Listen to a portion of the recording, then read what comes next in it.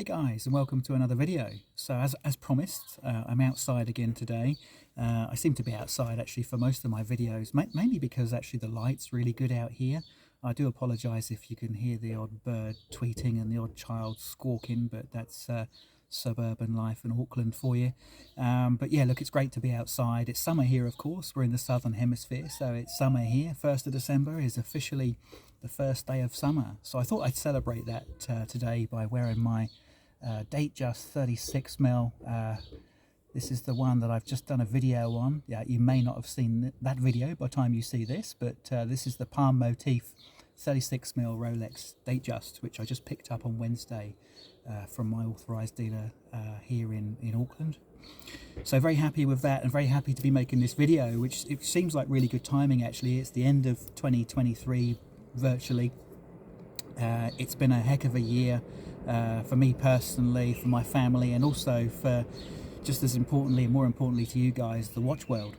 So I wanted to talk really just briefly, as brief as I can, about the watch world this year, what's happened, what's happening, and what I kind of have a feeling is going to happen next year. And when I talk about the watch world, when I say the watch world, I'm kind of talking about, you know, what the big players in the market are up to, what they're doing. I want to talk about pricing, I want to talk about demand, I want to talk about design, and where I think the whole kind of watch market's going next year. I also want to talk about watch, not addiction, but I want to talk about watch obsession and watch exhaustion, because I think that that's an issue which needs to be kind of addressed as well in the watch world. But I'll start with, I'll just start with a bit of history. So of course, I mean, I've been into watches for the last 10 years. My first watch was the Seiko SKX 009J. Fell in love with that immediately. I only bought it because I didn't actually have a watch at all. I wanted to get into a watch that I could just wear as a proper beta watch that I could wear whilst I was doing DIY and what have you. So I bought a Seiko SKX 009, mainly because I thought Seiko were quite a posh brand by my standards. You know, Seiko was a posh brand. And of course I love the Pepsi bezel on the SKX 009, so who doesn't like a Pepsi bezel, right? So I bought that. That's when my obsession with watches started. Now we're going back there to about 2012, and as soon as I bought that SKX, put it on my wrist, I was absolutely hooked on watches. I don't know why, it's just Seiko did that to me, and I think Seiko does that to a lot of people too, by the way. My next watch, within probably 6 or 8 weeks of getting that SKX, was an Alpinist, and I think a lot of you guys will know what I mean by the Alpinist, and I mean the original green Seiko Alpinist. That was my next step, and then after that I got into all the JDM Seikos, all the Sarks, all the Saabs, more SKX, Marine Master 300s, then you buy your first Omega. Then you're hooked on luxury watches properly, good and proper. That's where all your money's going for the next 10-15 years, isn't it? Is in luxury watches once you get into your Omegas and your Tudors. And then actually I kind of jumped on the Rolex bandwagon probably too late, as far as a lot of people would be concerned, because I didn't really have, if I'm honest with you, I didn't have the financial ability to get into Rolex until about, I'm going to say 4 years ago. Just the way careers develop, and finances, building houses, bringing up children, just generally life and priorities. So I got into Rolex, was finally able to get into Rolex about 3 or 4 years ago, and of course I kind of got onto the Rolex bandwagon, some might say too late, because by then everybody else had got onto it as well. But there we are. I've been kind of fighting hard to get myself a Rolex, like all of you guys. It's been a long road, and harder, of course, over the last let's say since COVID, and really it was COVID, wasn't it, that kind of changed everything. It was a bit of a game changer I think for the watch market, because of course when COVID hit and we were all locked inside our houses. And I was in a fortunate position where I was still earning money, because I could carry on doing my job, and I was in an industry which actually thrived through COVID, and so I did okay, and the money was still coming in. But like a lot of people, you got nothing to spend it on because you're not out shopping at the malls. So I was in the same position as a lot of other people, a lot of you guys out there. You end up just getting into watches on the internet. You can buy them online, it's easy enough. So yeah, look, we all got into watches really at the same time, didn't we? And we all got into Rolex at the same time. We all got into Omega at the same time, and in a lot of respects, it was the wrong time from a price perspective, because that was the time when all the watch companies, and you can't blame them. They're running a business. They said, well, we've got all this demand all of a sudden. Let's address our price. We need to price our product responsibly because people want it. It's in demand, and actually, we really need to start looking at putting our prices up here. So the prices went up massively, didn't they? Over the last sort of 2 or 3 years, the prices have gone up significantly. 30% is a number I'll put out there just as an average in terms of price increases. And that's Omega, Tudor, Rolex, Seiko, IWC. Everybody's done it at the same time, and it was for no other reason than basically we were all sat at home and we had an insatiable demand to buy their product. Can't blame them. And of course, then the hype built up. There was the YouTube phenomena, of course, because we're all at home, and so we all jump on YouTube to get the information that we need. And of course, we weren't spending our money on holidays and cars and boats and whatever it else is we might have been able to spend our disposable income on that we couldn't back then. So I think what's happened post-COVID is that people have suddenly started to realise that obviously, they've got to reprioritise to a degree as well. So those people that were locked up inside, they're not locked up inside anymore. So they're now able to spend their money on other things. You've also got a massive slowdown in the economy in China, and now make no mistake that the Chinese growth, the Asian growth, if you like, over the last 20 years has been phenomenal, but particularly over the last 5, the working middle class of China has grown massively, and of course their demand for watches has increased the demand for you look at companies like Rolex and Omega and Tudor, they can't keep up. I mean, you can understand why they just ran out of watches. They can't keep up with the demand that China had in the early days of COVID. But of course, now the Chinese economy slowed down massively. There's a huge property decrease issue now in China.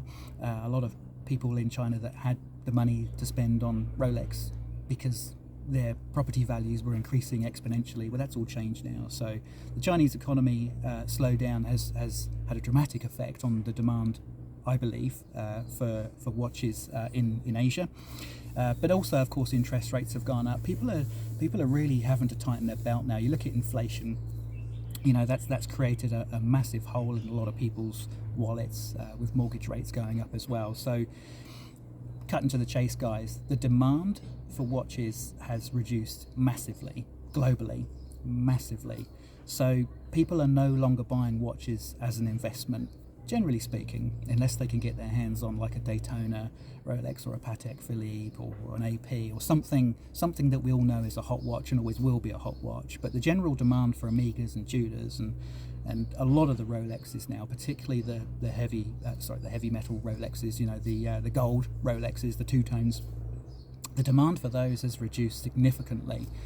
Now, I think that when we look forward to the next year or so, what's going to happen in the watch market, I think there are a few things going on here, and I wanted to sort of talk about, the watch obsession and watch exhaustion in a way as well. And I think, we're almost I think we've almost passed the tipping point where actually the interest in watches is declining significantly, not just because it's no longer seen as an investment, there's no longer a financial reason to get into watches, but also I think people are just exhausted from watches as well. A lot of people that were kind of into it but not massively into it like we are, they've kind of just walked away from the hobby now. They're into other things. So the hype, I think, really just was an extreme that a lot of people have just got tired of. I've tried very hard to kind of reduce my intake, if you like, of hype, for a lot of the watches on the likes of YouTube and social media.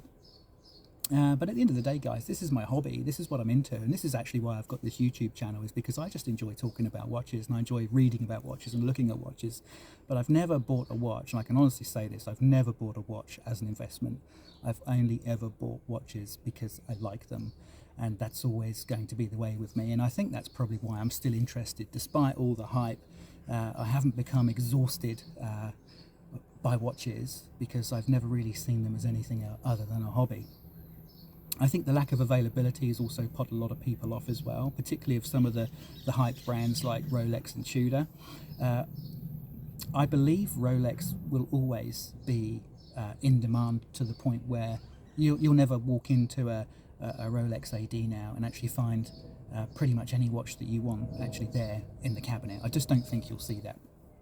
I think those days are gone. I still think that there are enough people out there wanting a Rolex, and I'm talking about all Rolexes, including Rolexes like this Datejust. I don't think you'd walk into an AD in the next year or two and see one of these just sat there waiting for somebody to go and buy. There's just too many people out there that are on the list. And if you're on the list to get one of these, you'd be pretty upset if somebody else that you knew walked into the AD and just picked this up, wouldn't you? Out of the cabinet, you'd be pretty upset. So I don't think we're going to see that until the expression of interest lists have completely disappeared, which I don't think they will. I don't think you'll be seeing decent Rolexes in the cabinet. I've seen lately. I've been going to some of the local ADs here for Omega and for Tudor, and I think particularly with Tudor, I think there's been a massive drop off in interest in Tudor. I totally can see why. I think people jumped on the Tudor bandwagon because they couldn't get a Rolex, and I know a lot of people that are into Tudor are going to hate me for saying this, but look, I've owned Tudors. I've got a Pelagos, fantastic watch. But honestly, guys, you only buy a Tudor because you can't get a Rolex. That's my view on it, and that's why I bought a couple of Tudors. Either you can't get a Rolex or you can't afford one, and that's when you look at a Tudor. And then of course you might step up from there and get an Omega, and I actually think Omega's a much better watch for the money, even although they're more expensive than a Tudor. I think an Omega's a much better watch than a Tudor. I think Tudor have to be careful because Tudor, for me, I think they rode the hype bandwagon. They rode that horse really, really hard, and I think they flogged it big time.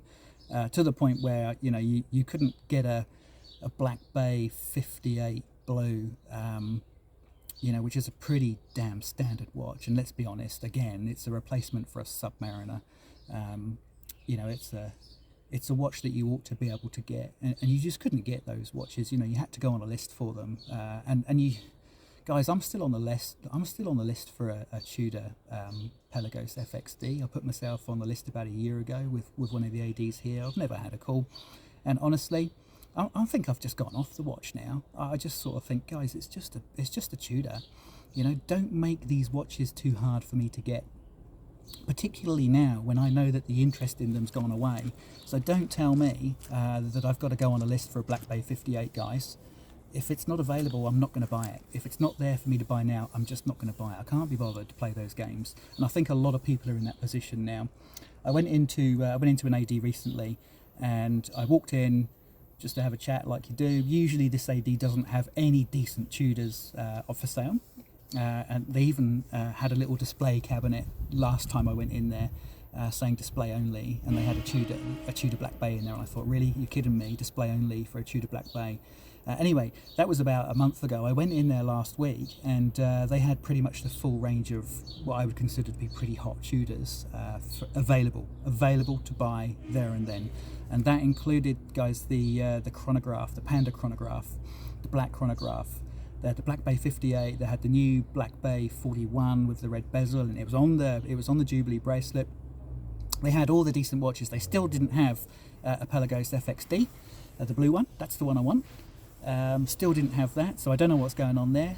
You would have thought they're making pretty good money out of that, considering that's a watch that's just got it's titanium, and it's got a NATO strap. I mean, they should have a pretty decent profit margin on that watch, and you'd think they'd want to put it out there in bigger numbers, but they don't. So my view on the market is I think it's going to be really quiet for the next couple of years, guys. I think the likes of Omega and Tudor, IWC, these brands are going to struggle. I think they're going to be having to work really hard to get you to buy their product. Rolex is always going to be the exception. Honestly, guys, don't kid yourselves. Don't think, and I know a lot of people do think, I'll just hang on, and I'll be able to walk into the AD and they'll have that Submariner because nobody else wants it. because other people can't afford it, or the hypes, you know, killed it. No, that you're never going to be able to do that. But certainly I think over the next couple of years you're going to find availability is a lot better for all of the other brands and some Rolexes. My view is, if you're looking to buy a new luxury watch right now, other than a Rolex or a Patek or some, you know, one of the obvious big hype brands that you know the interest is never going to go away, I think you need to be asking, guys. I think you should be walking in there, and if they've got one in the case, I think you should be asking for a discount. I really do. And I know that was a bit of a swear word, and you'd probably get laughed at if you walked into an AD and asking for a discount on a Tudor over the last few years. I've tried it and pretty much got a kind of a smug smile. You know, we don't do discounts on Tudors. Now that's, guys, that's all gone now. That's all behind us, I think, for the next couple of years. So go in there, and if you see the watch that you like and it's in the case, ask for a deal, guys. And if these guys still expect you to pay retail, just don't be frightened to walk away. Somebody else might buy it at retail, but you'll see that watch for sale again somewhere else, and eventually you'll get it for a discount. So look, you've been loyal to the watch industry when they've been making some pretty good money, and now it's time for them to pay back a little bit of respect, I think, and maybe offer some discounts, even if it's just 5%. I think they're out there now, guys, maybe even more. There was a time when you could go in and buy an Omega at 30% discount, and I'm talking maybe 5 years ago. You could get a 30% discount on a Seamaster. The other side of it, guys, is the second-hand market. There are some really good deals to be had out there. There are still a lot of sellers out there of second-hand watches that think it's still 2021. So forget about those guys. You know, they'll be advertising that watch for that price for the next couple of years.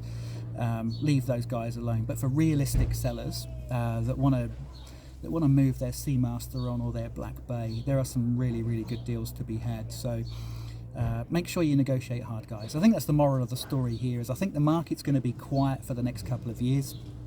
I think the secondary market's going to be really good, and I think it's a buyer's market, and I think you should not be afraid to ask for discounts. Don't go expecting 20, 25, 30%, but there's no reason why you shouldn't get 5 to 10% off at your local AD for a Tudor or for an Omega. And if you're buying second-hand, study the market. If you're dealing with a realistic seller who understands the market, then I think you'll get yourself a really good deal.